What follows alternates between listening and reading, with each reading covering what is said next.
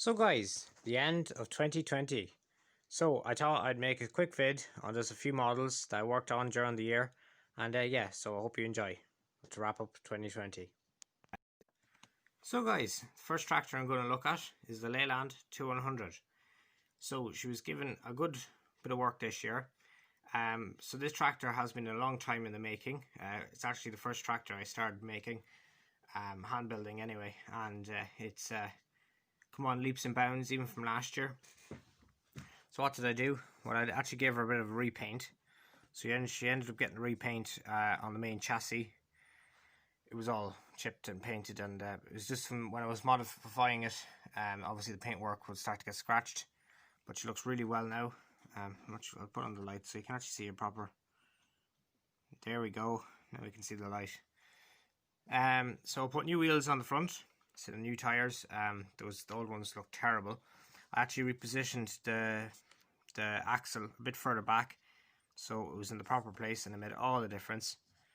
To the front, even just there today, I repainted the front grille, and that looks a lot better now. The face with the lights in it, and that's all just done by hand. It's hard to do, so got that done. The cab was never really much done with that now. To the back was one of the biggest things, was getting the drawbar done. So as you know, this drawbar is fully customized. So she has a set of arms for linkages, so you can put on implements, and then you have a pickup hitch, and that all works perfect. This time last year, I didn't even have a hitch on the back of it, so I went ahead and made it. So yeah, all around, very happy with it. Right, for the time being, I'm very happy with it. As you can't get a Leyland 2100, or Leyland models in general are very rare, so it's just nice to have it, and that I built it myself. So yeah, that's the Leyland 2100. I'll get another tractor now for you. So the next tractor is also another Leyland, and sure enough, it is the 482. So the 482 was finished this year. It came into the year, it had no cab. Started this year, it had no cab, and she wasn't near as finished. And I finally bite the bullet and said, right, I'm going to get this done. As I make the cabs all myself, and it is tedious work. All the windows have to be all filed out properly, and it can be a real time consuming job.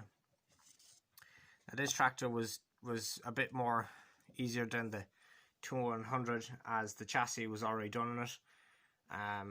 So I didn't have to do anything with the chassis wise. Done the cab, and eventually I gave her a coat of paint. So yeah, I'm very happy with this tractor. Really, really happy. I know a lot of you guys really like it too. So yeah, it's something nice. And it's also another tractor you can't get.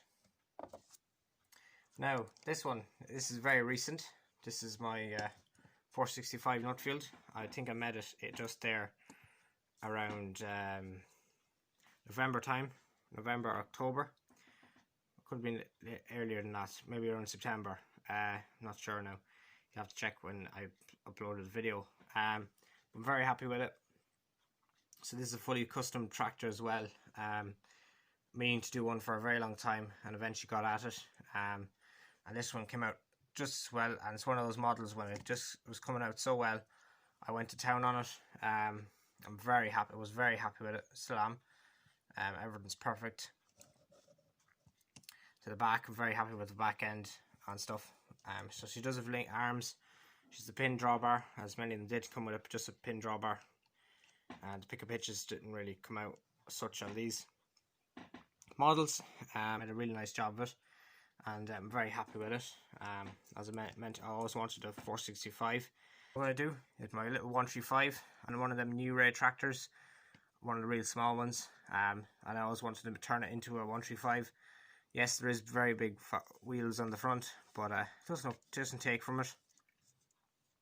You definitely know what it is. It's definitely a 135. And then I just customized the original mudguards. It was one of the easiest builds. I had this built in 2 days. That's all it took to build this one.